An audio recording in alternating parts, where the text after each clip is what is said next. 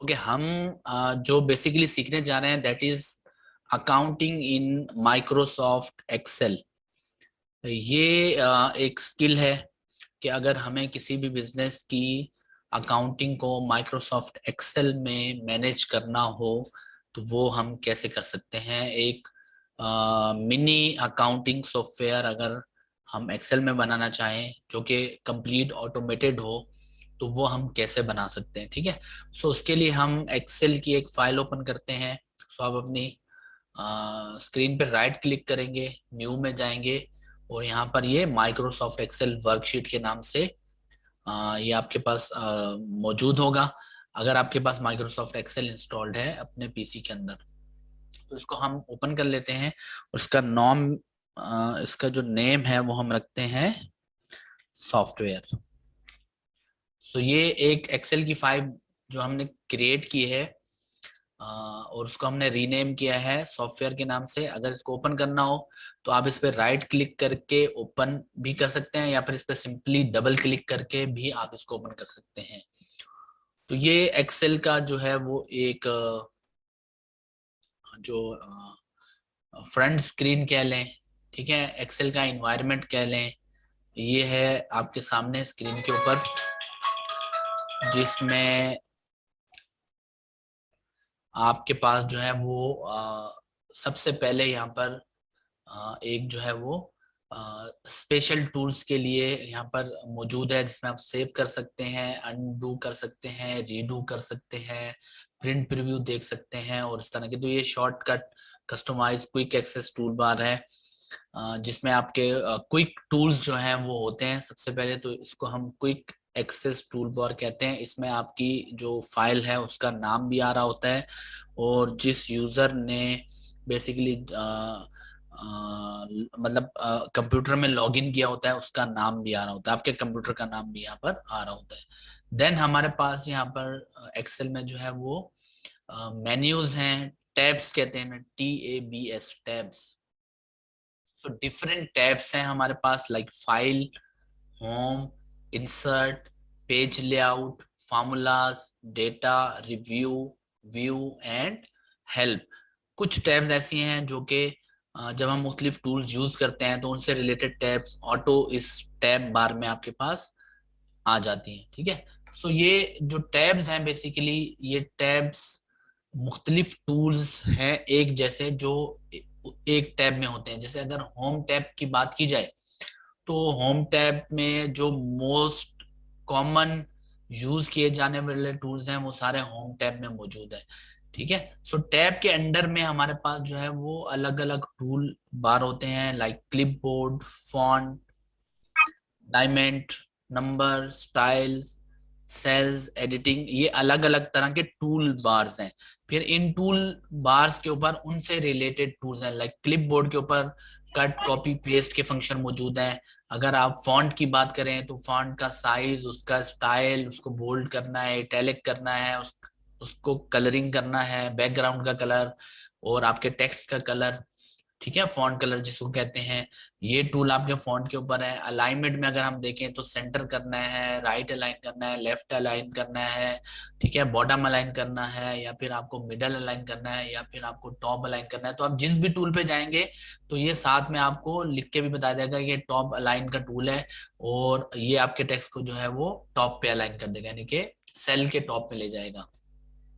So then हमारे पास number tool bar है, उसमें हम जो है वो मुख्तलिफ नंबर लाइक करेंसी, अकाउंटिंग और जो फॉर्मेट हैं, जो आप बेसिकली जो भी आपका डेटा है उसके फॉर्मेट सेंड कर सकते हैं। अगर नंबर है तो परसेंटेज में कन्वर्ट कर सकते हैं, करेंसी में कन्वर्ट कर सकते हैं। आप जो है वो डेसिमल प्लेसेस लगा सकते हैं, डेसिमल को इंक्रीज डिक्रीज कर सकते हैं। ये हमारा जो है नंबर का टूल बार है, उसके अंदर ये सारे टूल्स मौजूद हैं। देन अगर आप स्टाइल की बात करें तो हम एक्सेल में मुख्तलिफ टेबल्स वगैरह बनाते हैं, फॉर्मेट्स बनाते हैं, तो उनके ऊपर जो है वो स्टाइल देना, उनको फॉर्मेट करना, कलरिंग करना, ये सब यहाँ से होता है। फिर उसके बाद अगर आपको कोई सेल, रो या फिर कॉलम इंसर्ट या डिलीट करना है तो उसके लिए ये आपके पास टूल बार मौजूद है। और यहाँ एडिटिंग में कुछ शॉर्ट टूल्स है जिसमें आपका सॉर्ट एंड फिल्टर है, कोई डेटा फाइंड करना है तो सर्च टूल दिया हुआ है। इसी तरह आपको जो है वो फॉर्मेट क्लियर करने का फिल का टूल दिया हुआ है, ठीक है, ऑटो फिल का टूल दिया हुआ है जो सीरियल वगैरह क्रिएट करने में आपके काम आता है। और यहाँ पर जो है वो अगर आपको क्विकली कोई डेटा को सम करना हो, एवरेज निकालना हो, काउंट करवाना हो, मैक्स नंबर या मिन नंबर निकालना हो, तो ये आपको यहाँ पर फंक्शंस दिए हुए हैं ताकि क्विकली आप वो काम परफॉर्म कर सकें।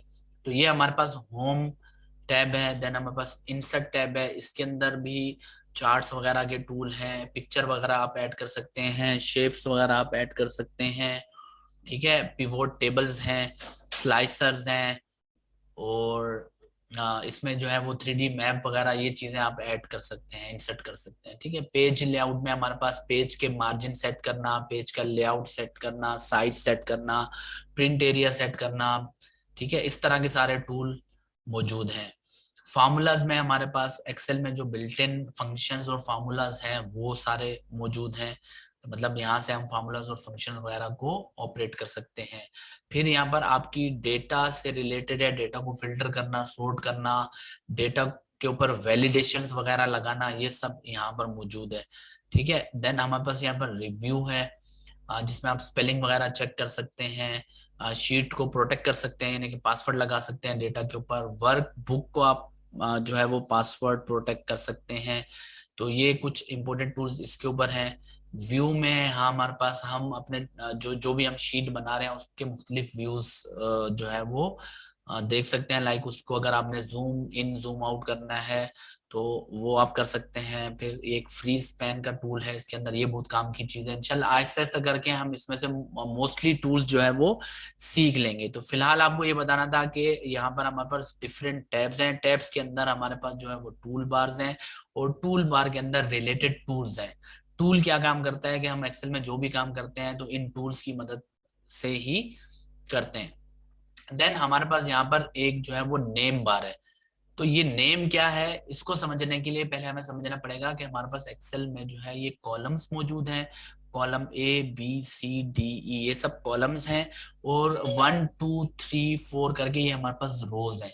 सो एक्सेल में हमारे पास कॉलम्स और रोज है, और एक रो और एक कॉलम जहां पर इंटरसेक्ट करते हैं, कट करते हैं एक दूसरे को, तो हमारे पास यहाँ पर सेल बनता है, CELL सेल।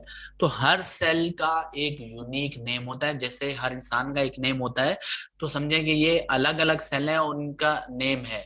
तो लाइक अगर मैं इस पहले सेल में हूं तो ये कह रहा है कि भाई कॉलम A है, रो 1 है, तो A1 इसका नाम है। अगर मैं यहाँ क्लिक करता हूँ एक और सेल में तो देखें अब यहाँ पर कॉलम A है लेकिन रो 10 है, तो ये A10 है।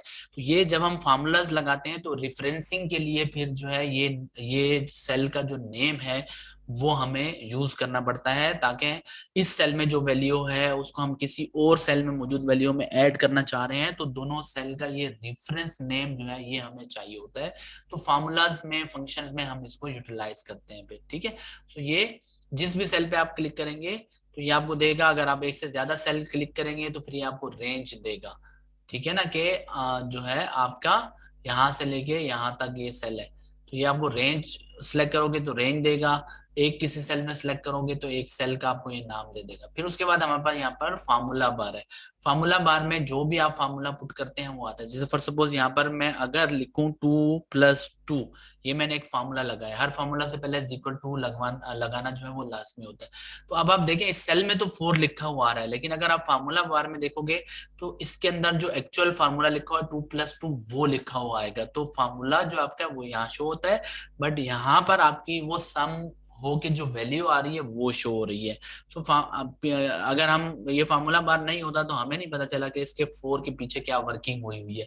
तो 4 के पीछे जो वर्किंग हुई हुई है, जो फार्मूला लगा हुआ है या जो फंक्शन है, वो यहाँ पर आपको एक्सेल दिखाता है। सो ये रोज, कॉलम, सेल्स ये मैंने आपको बता दिया।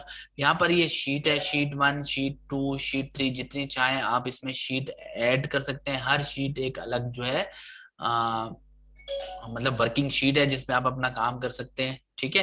और ये एक पूरी जो फाइल होती है इसको हम वर्क बुक कहते हैं। तो ये एक्सेल की एक पूरी फाइल वर्क बुक कहलाती है। हर वर्क बुक के अंदर जो है वो मल्टीपल शीट्स आप क्रिएट कर सकते हैं। और यहाँ पर फाइनली जो है ये यहाँ पर आपके पास मुख्तलिफ व्यूज मौजूद हैं, ठीक है। सो आप अगर इन पे क्लिक करेंगे तो ये आपको अलग अलग व्यूज करके दिखा देगा। तो अभी हम व्यूज वगैरह के उसमें नहीं है। अच्छा, यहाँ से जूम इन जूम आउट है, आप जो है वो जूम आउट भी कर सकते हैं, जूम इन भी कर सकते हैं, सही है। सो अगर आप किसी की फॉर सपोज ऐसे होता है कि नजर कमजोर होती है तो वो इन फंक्शन को यूज कर सकता है, जूम इन और जूम आउट वाले। तो ये बेसिकली बेसिक माइक्रोसॉफ्ट एक्सेल का एक छोटा सा मैंने आपको इंट्रोडक्शन दिया है। बाकी टाइम टू टाइम हम डिफरेंट टूल्स को जैसे जैसे यूज करते जाएंगे वैसे वैसे आपको समझ आती चली जाएगी कि किस तरह से हमने करना है। तो यहाँ तक थोड़ा बहुत आपको आइडिया हो गया होगा कि एक्सेल को हम यूज कैसे करते हैं। अच्छा, अब हम बात करते हैं एक अकाउंटिंग सॉफ्टवेयर की। तो देखिए, सबसे पहले एक अकाउंटिंग सॉफ्टवेयर की मैं बात करूं तो उसमें जो पहली चीज है दैट इज डेटा मैनेजमेंट। ठीक है, ये फर्स्ट चीज है, यानी कि आप एक अकाउंटिंग सॉफ्टवेयर में डेटा को जो है वो मैनेज कर सकते हो। ठीक है, तो पहला काम आपने करना है डेटा मैनेजमेंट। फिर जब डेटा मैनेज हो जाएगा, यानी कि डेटा आप एक एंट्री लेवल तक आप डेटा को मैनेज कर लोगे, फिर सेकंड चीज जो है वो होती है कैलकुलेशंस। तो आप कैलकुलेशन सीखोगे। फिर थर्ड चीज जो है वो हम इस कैलकुलेशन की मदद से जो हम रिजल्ट्स निकालते हैं उसकी रिपोर्टिंग। ठीक है जी। तो ये बेसिकली तीन बेसिक जो है वो ऑब्जेक्टिव होते हैं एक सॉफ्टवेयर के, कि आप डेटा मैनेज करोगे यानी डेटा एंट्री करोगे, ठीक है, उसके अंदर, और कैलकुलेशन वन टाइम आपने सारे फार्मूला फंक्शन सब इंटीग्रेट कर देने हैं, वो हो जाएंगे। तो फिर उसके बाद कैलकुलेशन एक्सेल ऑटो पे करता रहता है और फिर उससे ऑटो ही रिपोर्ट जनरेट होती है, यानी कि हमारा काम बहुत आसान हो जाता है। मैनुअल अकाउंटिंग में हमको जनरल जनरल में रिकॉर्डिंग करनी पड़ती है, टी अकाउंट में पोस्टिंग भी खुद करनी पड़ती है, उसके बैलेंसेस भी खुद निकालने पड़ते हैं, उन बैलेंसेस से ट्रायल बैलेंस भी खुद मैनुअल बनाना पड़ता है, इनकम स्टेटमेंट और बैलेंस शीट भी मैनुअल बनानी पड़ती है, इन्वेंट्री मैनेजमेंट कर रहे हैं तो परचेज रजिस्टर, सेल रजिस्टर और इन्वेंट्री की रिपोर्ट, ये सब आपको मैनुअली करनी पड़ेगी, हर एक की कैलकुलेशन करनी पड़ेगी। सॉफ्टवेयर आपके लिए ये आसानी कर देता है कि आप जस्ट रिकॉर्डिंग करोगे, बाकी सारा काम सॉफ्टवेयर खुद करेगा। तो ये एक जो है बेसिकली एडवांस फंक्शन कह लो। ठीक है, और दूसरी बात यह है कि इसमें हम डैशबोर्डिंग करेंगे, अपने डेटा के चार्ट्स बनाएंगे, ताकि हम अपने डेटा का साथ साथ एनालिसिस भी देख सकें कि हमारी कंपनी कहाँ पर खड़ी है। तो वो इंशाल्लाह चार्ट्स भी हम बनाना सीखेंगे, इसकी डैशबोर्डिंग करना भी सीखेंगे कि किस तरह से हम एक डैशबोर्ड बना के उससे हम सारी शीट्स को कंट्रोल कर सकते हैं। हम इसमें रिकॉर्डिंग की जो बुक्स हैं, जो अकाउंटिंग की बुक्स हैं, डिफरेंट बुक्स हैं, जैसे सेल रजिस्टर एक अलग बुक है, जनरल जर्नल एक अलग बुक है, परचेज का रजिस्टर एक अलग बुक है, तो वो बुक्स बनाना हम सारे सीखेंगे इसके अंदर। इन्वेंट्री रजिस्टर अलग एक बुक है, तो ये सारे फॉर्मेट्स कैसे बनते हैं, ठीक है, पेरोल हो गया वो उसका फॉर्मेट कैसे बनता है, ये सारे फॉर्मेट बनाना सीखेंगे, फिर इनकी डैशबोर्डिंग करना सीखेंगे और फाइनली इनकी रिपोर्टिंग भी हम जनरेट करेंगे और एक ऑटोमेटेड अकाउंटिंग सॉफ्टवेयर हमने इसमें बनाना है। तो ये हमारा ऑब्जेक्टिव है। अब हम ये काम करेंगे कैसे? तो भाई सबसे पहले जो चीज हमको बनानी है वो है डेटा मैनेजमेंट, यानी कि हमको स्टेप बाय स्टेप अपने डेटा को मैनेज करना है। उसको रिकॉर्ड करने के लिए हमको मुख्तलिफ शीट्स बनानी पड़ती। तो सबसे पहले जो है जो शीट हम बनाएंगे दैट इज जनरल जर्नल। ठीक है जी। जो ये जनरल जर्नल है इसको हम कंप्यूटराइज अकाउंटिंग की शॉर्ट फॉर्म में कहते हैं जेवी। ठीक है, जर्नल वाउचर, जेवी। तो सबसे पहली जो हमारी शीट बनेगी वो बनेगी जेवी की। तो हम क्या करेंगे, सिंपल यहाँ शीट 2 पे मैं आ गया और इसके ऊपर अगर मैं डबल क्लिक करता हूँ, जहाँ शीट 2 लिखा हुआ है, ठीक है, या राइट क्लिक करके इसको रीनेम करता हूँ, ठीक है, तो हम शीट को रीनेम कर देंगे और यहाँ पर हम लिखेंगे जेबी। तो ये हमारी पहली शीट जिसका नाम हमने रख दिया जेबी, इसको हम बना रहे हैं। जनरल वाउचर का यहाँ पर हमने बनाना है फॉर्मेट जिसके अंदर हम जनरल एंट्री रिकॉर्ड करेंगे। तो जनरल वाउचर का जो फॉर्मेट होता है वो किस तरह से बनता है, सबसे पहले हमारे पास आती है डेट। एक कॉलम जो हमारा होता है, फर्स्ट कॉलम वो डेट का होता है। सेकंड कॉलम जिसको हम डिस्क्रिप्शन भी कहते हैं, पर्टिकुलर्स भी कहते हैं, या फिर जो अकाउंट का नाम होता है, तो मैं प्रीफर करता हूँ कि अकाउंट डायरेक्टली लिखना चाहिए ताकि इजी टू अंडरस्टैंड हो। सेकंड चीज हमारी जो है वो अकाउंट आ जाता है, ठीक है। अच्छा अब देखें, अकाउंट से भी पहले एक चीज एंट्री नंबर आनी चाहिए कि जो ट्रांजैक्शन हम रिकॉर्ड कर रहे हैं उसका नंबर आना चाहिए। अब हम भूल गए कि एक कॉलम, अब एक तरीका तो यह है कि आप इसको डिलीट करो, फिर यहाँ पर पहले एंट्री नंबर लिखो, फिर यहाँ पर अकाउंट लिखो। दूसरा तरीका यह है कि आप यहाँ पर क्लिक करो बी पे, इससे पूरा ये कॉलम सिलेक्ट हो जाएगा, और यहाँ पर आप इंसर्ट पे क्लिक कर दो। तो जैसे ही आप इंसर्ट पे क्लिक करोगे ऑटोमेटिकली एक्सेल क्या करेगा, कॉलम एक इंसर्ट कर देगा। इसी तरह अगर आपको रो ऐड करवानी है तो इस रो पे क्लिक करो और इंसर्ट के बटन पे क्लिक करो तो ये रो ऐड हो जाएगी। कोई सेल ऐड करवाना है तो आपने फॉर सपोज ये सेल आपने सेलेक्ट किए, इंसर्ट के बटन पे आप क्लिक करोगे तो ये सेल ऐड कर देगा। तो इससे क्या होता है कि आपको डेटा डिलीट नहीं करना पड़ता, आप कहीं पर भी कोई भी सेल कॉलम या फिर रो इंसर्ट कर सकते हैं। तो ये इंसर्ट के बटन का फंक्शन है हमारे पास, ठीक है जी। तो यहाँ पर हमने एक कॉलम ऐड किया और उसमें हमने लिख दिया एंट्री नंबर। सो डेट पहला कॉलम, एंट्री नंबर दूसरा कॉलम, अकाउंट तीसरा कॉलम हमारा हो गया।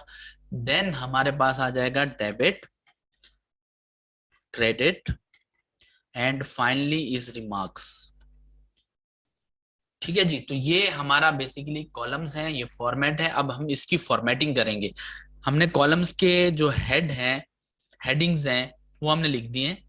अब हम क्या करेंगे कि इसके फॉर्मेट को थोड़ा सेट करेंगे। तो सेट करने के लिए देखो, डेट हो सकता है कि थोड़ी सी बड़ी हो, तो आपको इसके कॉलम की विड्थ जो है वो थोड़ी बढ़ानी पड़ेगी। अब वो कैसे होगा, एक तरीका ये है कि आप राइट क्लिक करो यहाँ कॉलम के ऊपर और कॉलम विड्थ में चले जाओ। अभी 8.43 आ रही है, आप इसको फॉर सपोज 12 कर लो, तो ये आपका कॉलम बड़ा हो जाएगा, ठीक है। ये थोड़ा सा लेंथी प्रोसेस है, आसान ये है कि आप इसके ऊपर क्लिक करके रखते हुए आप जितना चाहो इसको ड्रैग कर सकते हो, लेकिन क्लिक छोड़ना नहीं है, सही है। सो आपने लेफ्ट क्लिक करना है अपने माउस से और क्लिक करके रखना है यहाँ जो ज्वाइंट हो रहा है इन कॉलम्स के बीच में, इस ज्वाइंट के ऊपर, और आप जितना चाहो इसको इनहेंस कर सकते हो।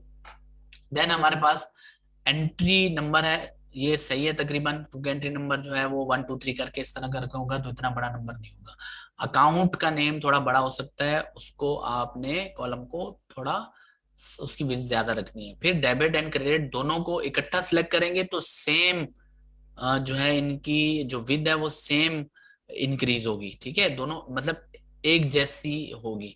तो अगर आप दोनों को सिलेक्ट करेंगे, दोनों कॉलम को सिलेक्ट कैसे करना है, आपने जो है अपना लेफ्ट क्लिक करना है और ड्रैग करना है। तो जब आप ड्रैग करोगे तो जितना आप ड्रैग करते जाओगे उतने कॉलम सिलेक्ट होते जाएंगे। तो हमने यहाँ से यहाँ तक सिलेक्ट किया और ये हमने कहा कि हमारा कॉलम ये इतना बड़ा होगा। फिर रिमार्क्स, ऑब्वियस सी बात है कि आपने रिमार्क्स में एक पूरी नरेशन लिखनी होती है कि इस ट्रांजेक्शन में क्या हुआ है, तो उसका कॉलम हम सबसे ज्यादा जो है यहाँ पर उसकी विड्थ रखेंगे। ये हमने जो है अपनी जो कॉलम की विड्थ है वो हमने सेट कर ली है। देन इसके बाद हमने क्या करना है, सेकेंड स्टेप पे आपने इस पूरे को सिलेक्ट किया। अब सिलेक्ट करने का तरीका क्या है, लेफ्ट क्लिक किया, पहले सेल के ऊपर ड्रैग करके ले आए, तो हमने यहाँ तक सिलेक्ट कर लिया। सिलेक्ट करने के बाद अब मैं चाह रहा हूँ कि ये जो हमारे लेफ्ट अलाइन आ रहे हैं लिखे हुए, ये सेंटर में आ जाए, ठीक है, कॉलम के। तो उसके लिए ये टूल है हमारे पास, सेंटर, सेंटर योर कंटेंट लिखा हुआ भी है इसके ऊपर। आपने सिंपल इसको प्रेस करना है और आपका ये सारा जो डेटा है, ये जो सारा कंटेंट है, ये सेंटर हो जाएगा। फिर हम इसको करते हैं बोल्ड, तो ये बी है, बोल्ड आप प्रेस करेंगे तो ये आपका टेक्स्ट जो है वो बोल्ड हो जाएगा। अच्छा, ये करने के बाद अब आपने फिर यहाँ पहले सेल पे क्लिक करके रखते हुए सिलेक्ट करते हुए आना है, ड्रैग करते हुए, ये आपने सिलेक्ट कर लिया यहाँ से यहाँ तक। और ये मोस्ट इंपॉर्टेंट है, अगर आपको कंप्यूटराइज अकाउंटिंग सॉफ्टवेयर बनाना है तो आपको टेबल्स में काम करना पड़ेगा। टेबल्स के बहुत सारे बेनिफिट होते हैं जो आगे चल के फिर मैं आपको बता दूंगा। तो हम टेबल में गए। अब यहाँ टेबल में आपके पास लाइट, मीडियम और डार्क तीन तरह के आ रहे हैं, तो जो फॉर्मेट आपको अच्छा लगे उस पर आप काम कर सकते हैं, ठीक है। सो नॉर्मली मैं जो है ये ब्लू कलर मैं बहुत ज्यादा यूज करता हूँ, तो इसके ऊपर मैंने क्लिक किया। दोबारा बता देता हूँ, यहाँ से आपने 2 3 रो को आपने सिलेक्ट कर दिया जहां तक आपने टेबल बनाना है। आप फॉर्मेट एज टेबल पे गए और वहां पर जाकर आप इनमें से किसी के ऊपर भी जो आपको अच्छा लगे आप क्लिक कर सकते हो। मैंने क्लिक किया तो ये मेरे पास एक जो है वो पॉपअप आ गया एक्सेल का। इसमें कह रहा है create table, where is the data for your table. तो ये रेंज हमने ऑलरेडी सिलेक्ट की हुई है कि भाई A1 से लेकर और F3 तक ये हमारी डेटा की रेंज है, तो इस पे सिलेक्शन भी बना हुआ आ रहा है। फिर ये कह रहा है माय टेबल हैज हेडर्स, तो बिल्कुल हमने हेडर्स बना दिए हैं, डेट, एंट्री नंबर, अकाउंट, ये सब हमारे हेडर्स हैं। तो अगर हेडर्स हमने बना दिए तो यहाँ पर हम चेक लगा देंगे कि भाई ये हम बना चुके हैं, आपको बनाने की जरूरत नहीं है, और ओके प्रेस कर देंगे। तो ये हमारा जो है वो टेबल में कन्वर्ट हो चुका। अगर आपको इसका फॉर्मेट चेंज करना है तो भी कोई मसला नहीं है, दोबारा सिलेक्ट करें, और सिलेक्ट करने के बाद आप किसी भी और टेबल के ऊपर अगर आप क्लिक करते हो तो आसानी से आप ये कोई भी फॉर्मेट सिलेक्ट कर सकते हो। ठीक है, आप देख रहे हैं डिफरेंट यहाँ पर फॉर्मेट मौजूद है। अगर ये वाला हम सिलेक्ट करना चाह रहे हैं, ये वाला सिलेक्ट करना चाह रहे हैं, तो मैंने ये वाला सिलेक्ट कर लिया, ये थोड़ा ज्यादा अच्छा लग रहा है। ठीक है जी, तो ये हमारे पास जो है फॉर्मेट एक रेडी हो चुका है जो जनरल वाउचर का है। अब हम सर मजीद आपने इस पूरा टेबल सिलेक्ट कैसे किया था? जी भाई, पूरा टेबल जो आपने सिलेक्ट किया था वो कैसे किया था? ये सिंपल, यहाँ पर फर्स्ट सेल पे आपने क्लिक करना है और लेफ्ट क्लिक को प्रेस करते हुए रखना है, और ड्रैग आप जहां तक करना चाहें ड्रैग कर सकते हैं, एक्सेल खुद ही सिलेक्शन बना देगा। ठीक है, तो ये दो ठीक तीन है दफा सर। इंशाल्लाह प्रैक्टिस करोगे। बस फर्स्ट सेल पे आपने क्लिक करना है और वहां पे लेफ्ट का बटन आपने प्रेस करके रखना है, जब क्लिक करते ही छोड़ना नहीं है, छोड़ना नहीं है, और ड्रैग करना है, माउस को आगे पीछे करोगे तो ये सिलेक्शन बन जाएगी। ठीक है, अच्छा अब हम फर्दर इसमें काम जो है वो करते हैं। लाइक हम कोई एक एंट्री रिकॉर्ड करके देखते हैं इसमें, तो हम, अच्छा फॉर्मेट डेट का जो आपने रखना है ये गौर से देखना है, ये मोस्ट इंपॉर्टेंट चीज है। ठीक है, यानी कि इसको आपने हमेशा इस तरह रखना है। तो मैं किस तरह लिख रहा हूँ, 1 जनवरी का JAN, ठीक है, 3 लेटर, और 21, सही है। तो जो भी आपने डेट लिखना है इस फॉर्मेट लिखना है कि डेट लिखनी है आपने, जैसे फर्स्ट है तो फर्स्ट, 5 है तो 5, जो भी मंथ है मंथ के पहले 3 लेटर आपने लिखने हैं, और फिर ईयर लिख देना है 21। तो ये इस तरह से आपके पास ये आ गया 1 जनवरी 2021। अब इसको मैं यहाँ पर अगर लाना चाह रहा हूँ तो अब दोबारा लिखने की जरूरत नहीं है भाई, सिंपल यहाँ पर हमारे पास ये टूल मौजूद है जिसमें ये हमारे पास है कॉपी, सही है, और इसकी शॉर्ट कीट है, शॉर्ट की जो इसकी है वो है Ctrl+C, यानी कि मैं इस सेल में रहते हुए कंट्रोल को प्रेस रखूंगा और साथ में C प्रेस करूंगा तो ये कॉपी कर देगा। ठीक है, फिर इसको मैंने यहाँ पेस्ट करना है तो अब मुझे इस सेल में आना पड़ेगा, और ये पेस्ट का बटन मौजूद है, या फिर इसकी भी शॉर्ट की है Ctrl+V।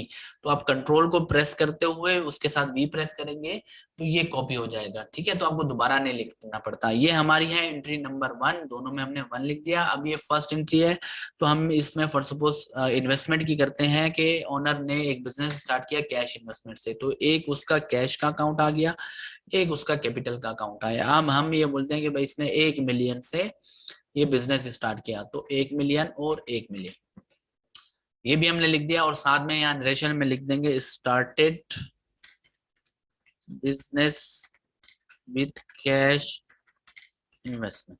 ठीक है, अच्छा दूसरा तरीका ये है, अब ये आप या तो कॉपी पेस्ट भी कर सकते हो, या फिर कंट्रोल प्रेस करते हुए डबल कॉलन का एक बटन होता है वो प्रेस करोगे तो भी ये ऊपर वाला जो है वो नीचे वाले सेल में ऑटोमेटिकली कॉपी हो जाएगा। तो ये शॉर्ट कीज इस वजह से इंपॉर्टेंट होती है क्योंकि आपके काम को आसान बनाती हैं, टाइम कम लगता है। ठीक है, तो ये हमने एंट्री एक रिकॉर्ड की। अब हम देखते हैं कि अब हमारे फॉर्मेट में क्या क्या मसले हैं। तो अब ये देखें कि ये जो है राइट अलाइन आ रही है, इसको सेंटर करना है, तो उसके लिए हमने ये दोनों सिलेक्ट किए और इसको सेंटर कर दिया। एंट्री नंबर भी सेंटर होना चाहिए, ये दोनों सेलेक्ट किए हमने, इसको भी सेंटर कर दिया। अकाउंट बिल्कुल सही है। अच्छा ये जो डेबिट क्रेडिट के हैं आपके कॉलम, इसमें जो वैल्यू है इसमें कॉमा होना चाहिए, और डेसिमल आप इसके खत्म कर दो।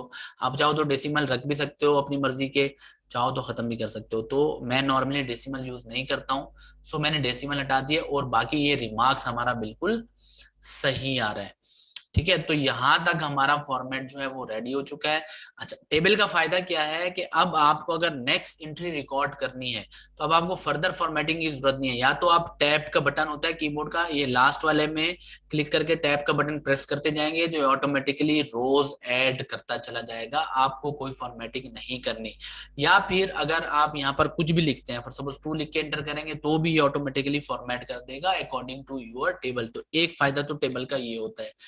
टेबल का दूसरा फायदा ये होता है कि अगर हम इस टेबल पे क्लिक करें, किसी भी जगह पर टेबल में क्लिक करें, तो यहाँ पर टेबल के डिजाइन की टैब ऑटोमेटिकली आ जाती है। इसमें अगर हम जाएं तो इसमें हमारे पास मुख्तलिफ ऑप्शंस मौजूद होते हैं जो हम वन बाई वन जो है हम वो देखेंगे। अब सबसे पहले यहाँ पर ये हम एक टोटल रो करना सीख रहे हैं, तो हम चाह रहे हैं कि भाई नीचे जो है ना टोटल्स की रो आ जाए, ताकि जैसे जैसे हम एंट्रियां रिकॉर्ड कर दी जाए ऑटोमेटिकली यहाँ पर टोटल उनका होता रहे। तो यहाँ पर हम टोटल रो लेकर आते हैं। अच्छा, टोटल रो में ना यहाँ पर अब मुख्तलिफ आपके पास टूल्स हैं। देखो, आप कुछ भी नहीं ब्लैंक छोड़ दो, एवरेज निकाल सकते हो इस पूरे कॉलम का, काउंट करवा सकते हो कि इसमें कितनी वैल्यूज हैं। अगर नंबर काउंट करवाना है कि सिर्फ नंबर कितने हैं तो वो भी काउंट करवा सकते हो। मैक्स वैल्यू मिन वैल्यू निकलवा सकते हो। सम पूरे कॉलम का एडिशन करवा सकते हो। ठीक है, स्टैंडर्ड डेविएशन, वेरिएशन और मोर फंक्शन इसके अंदर। तो अभी हमको ना इन सबको नहीं यूज करना, हमको सिंपल यहाँ आना है, क्रेडिट और डेबिट इधर हम चाह रहे हैं कि भाई हमारे पास सम होके आ जाए। ठीक है, और इधर भी हम चाह रहे हैं कि सम होके आ जाए। तो अब आगे जो भी एंट्रीज रिकॉर्ड करोगे ऑटोमेटिकली इसका ये सम यहाँ पर क्रिएट करता चला जाएगा एक्सेल जो है। ठीक है, तो एक तो ये चीज हो गई। अब अगर एक एंट्री हम रिकॉर्ड करके भी देख लेते हैं, 2 जनवरी 21। ठीक है, ये हमारी एंट्री नंबर हो गई 2। इसमें हमने क्या किया भाई, इसमें हमने प्रीपेड शॉप रेंट दे दिया है फॉर सपोज 50,000 का, और ये हमारे पास से कैश चला गया है 50,000। तो अभी डेबिट क्रेडिट तो अभी आपको मतलब ये है कि समझना पड़ेगा। तो जब समझ जाओगे तो फिर उसके बाद एंट्री करना आपके लिए कोई मसला नहीं होगा। तो फिलहाल हमने जनरल का फॉर्मेट बनाना सीखना है, ताकि जैसे ही हम ये डेबिट क्रेडिट वगैरह का काम, जो अकाउंटिंग का काम है, वो हम सीख जाते हैं, तो फिर हम इसके अंदर जो है उसको रिकॉर्ड कर सकें अपने डेटा को। ठीक है, सो यहाँ पर हम लिखेंगे paid shop rent in advance for 6 month, sorry for 5 months. तो हमने अगले 5 महीने का किराया जो है एक शॉप ली है और उसका रेंट हमने एडवांस दे दिया है। 10,000 रुपये पर मंथ का किराया था, और ये 50,000 हमने जो है वो उसको दे दिए 5 महीने का किराया एडवांस, जनवरी फरवरी मार्च अप्रैल और मई तक का। तो ये हमने एक एंट्री की। तो अब देखें जैसे जैसे मैं एंट्री कर रहा हूँ ये ऑटोमेटिकली यहाँ पर ये टोटल करता चला जाएगा।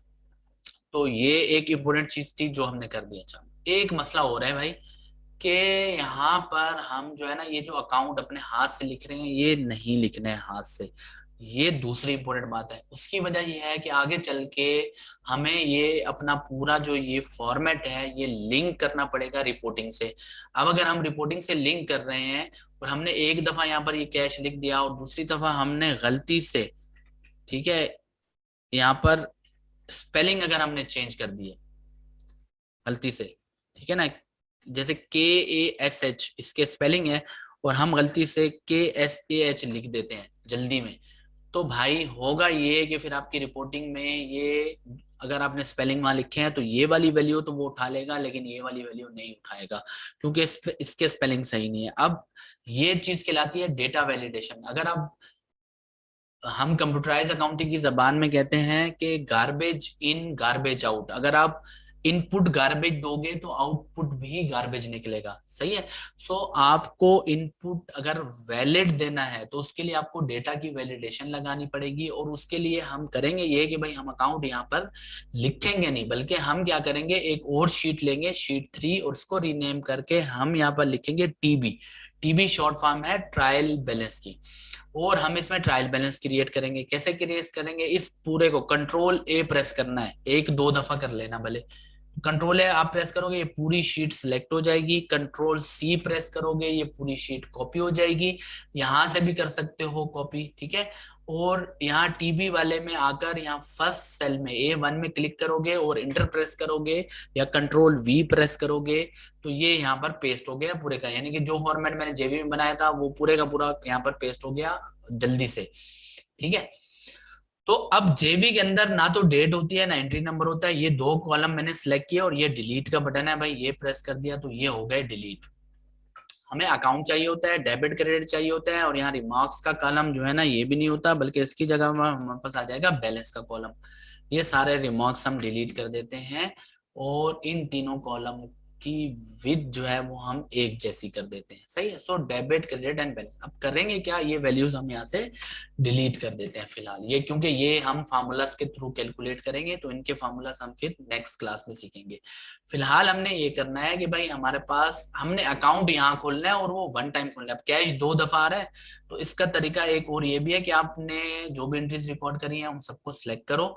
सिलेक्ट करने के बाद यहाँ डेटा पे जाओ, डेटा पे जाने के बाद जो है यहाँ पर एक ऑप्शन होगा डिलीट डुप्लीकेट का ना, तो ये है रिमूव डुप्लीकेट का ऑप्शन है। तो इस पे अगर हम क्लिक करते हैं तो ये बोल रहा है कि भाई ये हमें सारी डुप्लीकेट वैल्यू डिलीट कर दूं। मैं इसको बोल रहा हूँ हाँ हाँ कर दो। तो जैसे इसने किया तो देखिए कैश अब एक दफा आ गया। अब अकाउंट हम एक दफा यहाँ पर खोलेंगे, जो भी नया अकाउंट होगा वो पहले हम टीबी में यहाँ पर ओपन करते जाएंगे, और ये वही है टेबल में कन्वर्टेड है, तो आप टैब दबाते जाओगे। एक दफा अकाउंट यहाँ पर खोलना है और यहाँ जनरल वाउचर में हम अकाउंट सिलेक्ट करेंगे, लिखेंगे नहीं। अब वो कैसे होगा, अब ये साइंस भी हम सीख देते हैं। मैंने इन सब अकाउंट को डिलीट कर दिया, पहले वाले सेल में मैं आ गया, ठीक है, जो कि C2 है हमारा, पहले वाले सेल में आ गया। और ये हमारा जो है डेटा टैब के अंदर ही यहाँ पर है हमारे पास डेटा वैलिडेशन, यानी कि अगर आपने एक वैलिड डेटा इंसर्ट करना है तो आपको डेटा वैलिडेशन यूज करनी पड़ेगी। यहाँ इस डेटा वैलिडेशन की साइड पे ये छोटा सा बटन मौजूद है, इस पे क्लिक करोगे तो ये लिस्ट आता है डेटा वैलिडेशन, ठीक है, सर्कल इनवैलिड डेटा और क्लियर वैलिडेशन सर्कल। तो ये दोनों ऑप्शन अभी आप छोड़ दो, सिर्फ ये डेटा वैलिडेशन हमारे काम की चीज है।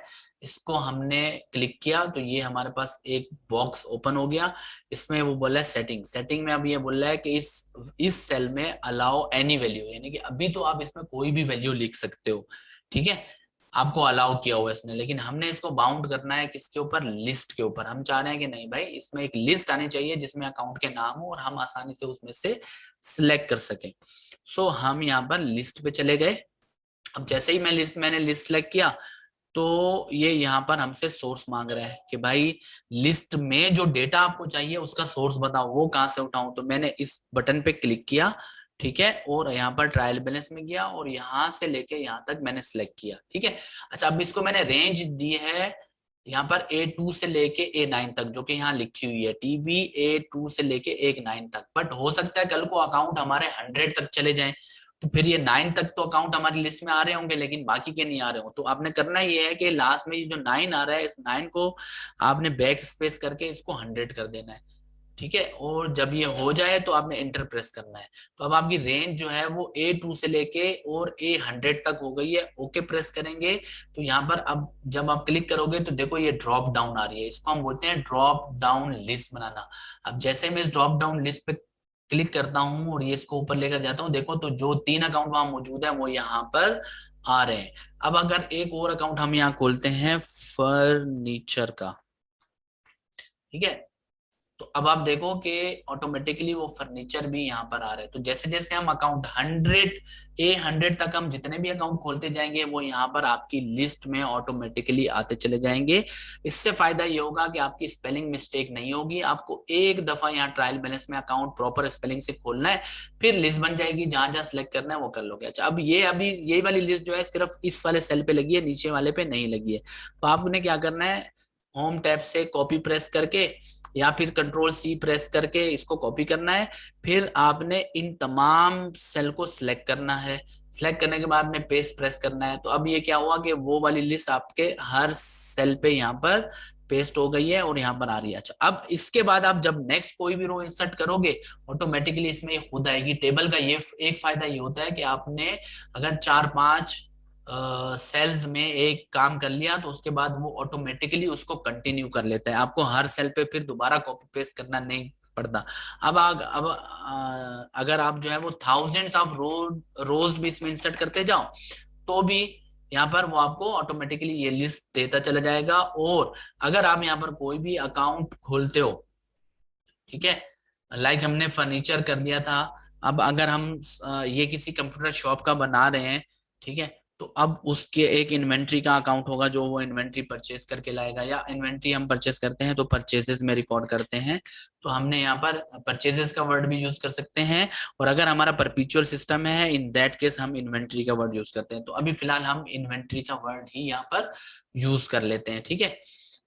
सो इन्वेंट्री एसेट का अकाउंट होता है, परचेजेस जो है वो एक्सपेंस का अकाउंट होता है। तो ये इन्वेंट्री वैल्यूएशन में फिर हम ये चीजें भी सीखेंगे। फिलहाल हम एक इन्वेंट्री का अकाउंट खोलते हैं, हम चेक करते हैं कि यार जो आखिरी वाली हमारी रो है जिसमें ऑटो ड्रॉप डाउन आई थी, क्या इसमें इन्वेंट्री आ रहा है? तो बिल्कुल आ रहा है। जैसे जैसे अकाउंट ऐड करते जाएंगे ये आते जाएंगे। तो ये डेटा वैलिडेशन हो गई।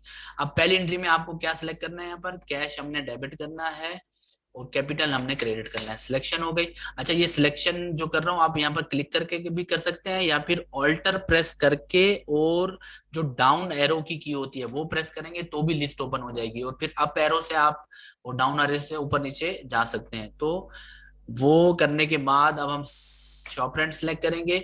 इसी वजह से मैं काम जल्दी कर रहा हूँ क्योंकि मैं शॉर्टकट कीज जो है वो यूज कर रहा हूँ। तो ऑल्टर प्रेस करके मैंने डाउन एरो प्रेस किया, लिस्ट ओपन हो गई। अप एरो से मैं ऊपर गया और फिर यहाँ पर मैंने कैश को सिलेक्ट कर दिया। तो अब इस तरह से क्या होगा कि मेरा कभी भी स्पेलिंग की जो है वो मिस्टेक नहीं होगी। सो ये डेटा वैलिडेशन बहुत इंपॉर्टेंट टूल है। इसको बार बार आप प्रैक्टिस करेंगे, तब तक प्रैक्टिस करेंगे जब तक ये आपको आ नहीं जाए। जो सेशन है इसकी रिकॉर्डेड वीडियो मैं आपको दे दूंगा। सो अगर कोई चीज मिस भी कर देंगे तो वो वीडियो में देख के आप दोबारा से कर सकते हैं। अच्छा, अब दूसरी इंपॉर्टेंट चीज जो है वो ये है कि अकाउंटिंग का एक प्रिंसिपल है, डुअल एस्पेक्ट अकाउंटिंग प्रिंसिपल, जो हमें ये कहता है कि हर एंट्री में डेबिट और क्रेडिट की वैल्यू इक्वल होनी चाहिए। एक तो हर एंट्री में डेबिट और क्रेडिट दोनों होंगे, और दूसरी कंडीशन ये है कि दोनों की वैल्यू इक्वल होगी। अब अगर मैं गलती से यहाँ पर 5000 लिख देता हूं तो देखो, तो मेरे टोटल्स तो हो गए, लेकिन मुझे कहीं पता नहीं चला कि मैंने वैल्यू गलत लिख दी। तो अब हमें कोई ऐसा क्वेश्चन यहाँ पर बनाना पड़ेगा कि अगर हम ये वाली गलती करें, डुअल एस्पेक्ट अकाउंटिंग प्रिंसिपल को अगर हम वायोलेट करें, तो वो हमें फौरन इंडिकेट कर दे कि भाई आपने जो है वो एंट्री आपकी मैच नहीं है। तो ये बहुत इंपॉर्टेंट चीज है, ये हमें करनी पड़ेगी, क्योंकि अगर हमने ये नहीं किया और ये डेबिट क्रेडिट इक्वल नहीं हो तो हमारी अकाउंटिंग यही फेल हो जाएगी। ठीक है, ये इतनी इंपॉर्टेंट चीज है।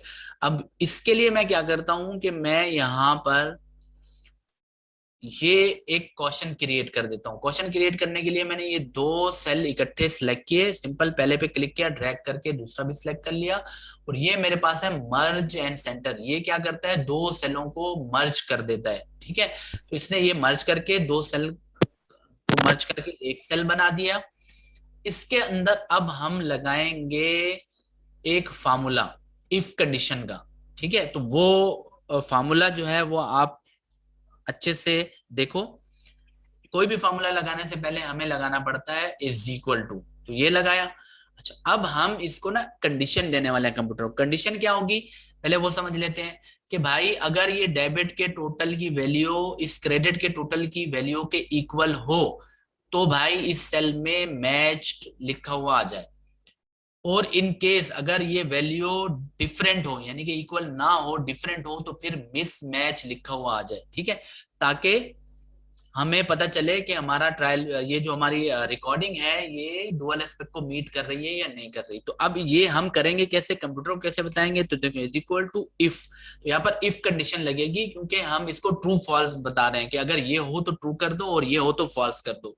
ठीक है, सो इफ जैसे ही मैंने लिखा यहाँ पर इफ का फंक्शन आ गया, इस पर डबल क्लिक करेंगे ना तो ये आपको खुद ही गाइड करता जाएगा। तो सबसे पहले ये बोल रहा है कि आप लॉजिकल टेस्ट बताओ। अब लॉजिकल टेस्ट क्या है? वो ये है कि ये वाले सेल में जो वैल्यू है वो अगर इसके इक्वल हो, ये लॉजिकल टेस्ट हो गया। अब इस सेल का नाम क्या है आपके पास? D12। अच्छा, एक तरीका तो ये है कि आप देख लो कि डी और यहाँ से 12 देख लो। दूसरा तरीका ये है कि आप यहाँ पर आपका कर्सर आ रहा है, आप डायरेक्टली इस सेल को सिलेक्ट करोगे तो ये खुद ही यहाँ पर उसको फेच कर लेगा, उसका नाम फेच कर लेगा। और जब टेबल में होता है तो ज्यादा बेहतर ये होता है कि आप क्लिक करके ही करवाओ, क्योंकि टेबल में ये बताता है कि ये टेबल 1 है, टोटल्स की रो है, और इसमें जो है वो डेबिट की वैल्यू का टोटल उठाना है। तो यहाँ थोड़ा सा नाम चेंज हो जाता है, ये D12 करके नहीं लिखता। सही है, सो अगर आप खुद D12 लिख देंगे तब भी चल जाएगा, बट ज्यादा बेटर होता है जब आप टेबल में डेटा कन्वर्ट कर चुके होते हो तो क्लिक करो। ठीक है, अगर ये वाली वैल्यू इज इक्वल टू हो ये वाली वैल्यू के, ठीक है, तो ये लॉजिकल टेस्ट हो गया। यहाँ लॉजिकल टेस्ट कंप्लीट हो गया कि भाई अगर ये दोनों बराबर हों, ठीक है, तो उसके बाद लॉजिकल टेस्ट के बाद यहाँ लगा रहा है कॉमा, हम भी लगा देंगे कॉमा। ठीक है, तो ये बोल रहा है कि वैल्यू इफ ट्रू, कि ट्रू वैल्यू हो तो क्या है और फॉल्स वैल्यू को हो तो क्या है। कॉमा के बाद हमने ये लिखना है और वो लिखना है हमने इन्वर्टेड कॉमास में। तो अगर ट्रू हो तो यहाँ लिखा हुआ आ जाए MATCHAD, मैच्ड।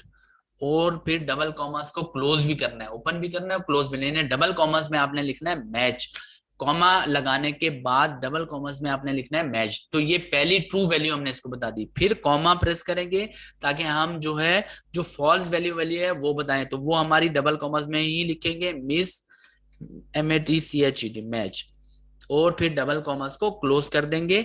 और यहाँ पर है हमारी पूरी कंडीशन कंप्लीट हो गई है, तो हम ये ब्रैकेट क्लोज कर देंगे। जो यहाँ इफ के बाद ओपन हुई थी वो यहाँ क्लोज हो गई। ठीक है, तो यहाँ पर हमारा ये लॉजिकल टेस्ट जो फंक्शन है इफ वाला ये कंप्लीट हो चुका है। हमने कंप्यूटर को बुलाया कि भैया अगर ये दोनों सेल इक्वल हो तो आपने मैच्ड लिखना है इस सेल के अंदर, और अगर इक्वल ना हो तो फॉल्स वाली स्टेटमेंट जो है वो मिसमैच। अभी मैंने इंटर प्रेस किया तो अभी देखो इसमें लिखा हुआ है मिसमैच। अब जैसे ही मैं इसको 50,000 करता हूँ वापस से, तो यहाँ लिखा हुआ है मैच। ठीक है, तो कंप्यूटर ने हमारी जो लॉजिकल टेस्ट है उसको हमें परफॉर्म करके वो बता रहा है कि अगर हमारी जहां हमारी वैल्यू मैच नहीं होगी, ठीक है, तो ऑटोमेटिकली मिसमैच लिखा हुआ है, जहां मैच होगी वहां पर हम ये मैच लिख देगा। अच्छा, अभी भी ये ज्यादा विजिबल नहीं है। इस वजह से विजिबल नहीं है कि दोनों एक ही कलर में लिखे हुए हैं और मैच मिसमैच को देखने में हो सकता है कि गलती हो जाए। इसको मजीद हम जो है वो प्रोमिनेंट करेंगे ताकि हमें एक लुक में पता चल जाए कि हमारा जो ये जनरल वाउचर का जो फॉर्म है, ये जो रिकॉर्डिंग है ये हमारी मैच है कि नहीं। तो उसके लिए हम क्या करते हैं, हम वापस इस सेल पे क्लिक करेंगे। अब इसके लिए हमारे पास एक टूल मौजूद है, दैट इज कंडीशनल फॉर्मेटिंग। तो इस पे हम क्लिक करेंगे और यहाँ पर हम जाएंगे ये न्यू रूल में। सही है।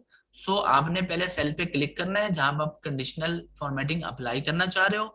फिर आपने कंडीशनल फॉर्मेटिंग के टूल पे जाना है और क्लिक करके ये न्यू रूल पे आ जाना है। न्यू रूल पे क्लिक करेंगे तो आपके पास ये बॉक्स आ जाएगा।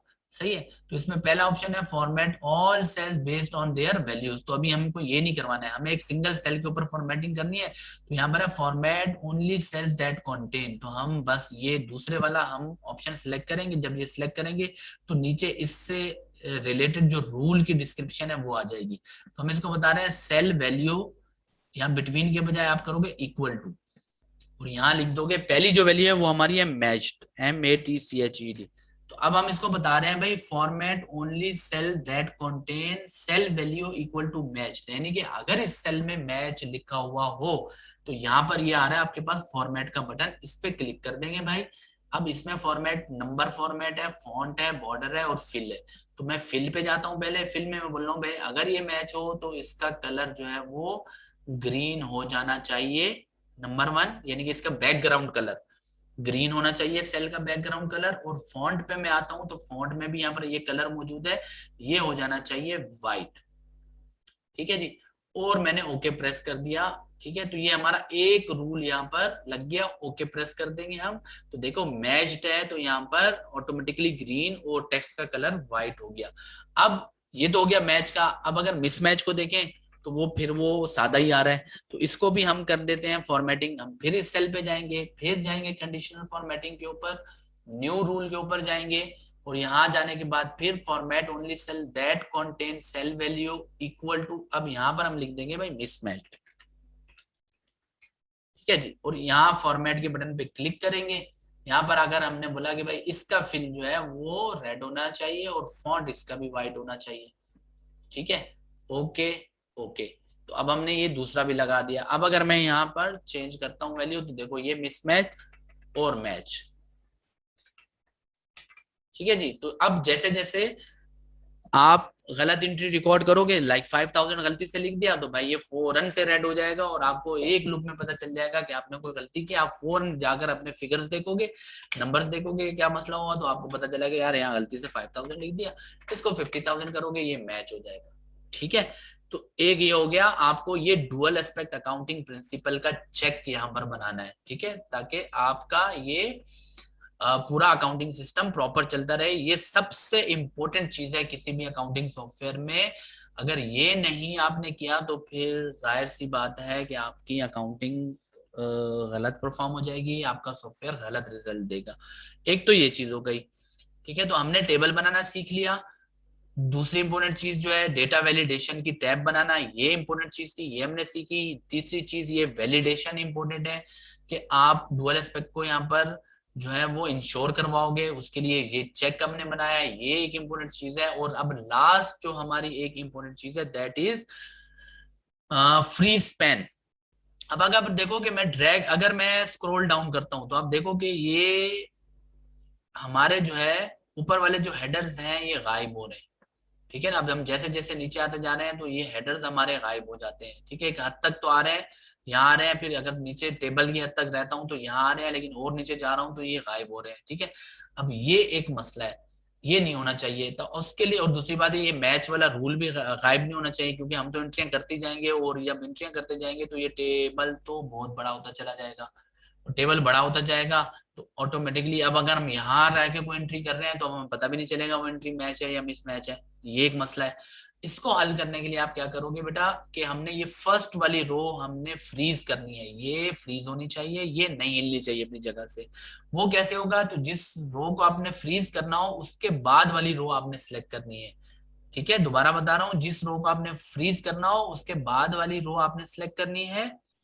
आपने यहाँ व्यू में जाना है, व्यू में यहाँ पर फ्रीज पेन्स, ये आपके पास टूल मौजूद है, और इसमें जाकर आपने सिंपली फ्रीज पेन्स पे क्लिक कर देना है। तो ये अब आप देखो ये आपकी रो स्टिल हो गई है, ये अब नहीं हिलेगी, बाकी आपका पूरा टेबल हिलता रहेगा, ऊपर जाता रहेगा, स्क्रॉल डाउन आप जितना मर्जी करते रहें, ये स्टिल रहेगी। तो इससे फायदा ये होगा कि आप कहीं भी रह के एंट्री पार्क कर रहे होगे, बुक कर रहे होगे, तो भाई आपके जो हेडर्स हैं वो आपके सामने होंगे, और आपका ये जो डुअल एस्पेक्ट अकाउंटिंग प्रिंसिपल का चेक है ये आपके सामने रहेगा। तो आज की इस सेशन में हमने जनरल वाउचर का फॉर्मेट बनाना कंप्लीटली सीख लिया, यानी कि काउंटिंग सॉफ्टवेयर अगर आप बनाओगे तो उसके लिए जनरल वाउचर का फॉर्मेट कैसे बनेगा, उसमें किन किन चीजों का ख्याल रखना है आपको, ठीक है, वो आपने सीख लिया। और इसमें मोस्ट इंपोर्टेंट चीजें थी वो ये हैं कि आपने टेबल में कन्वर्ट करना है।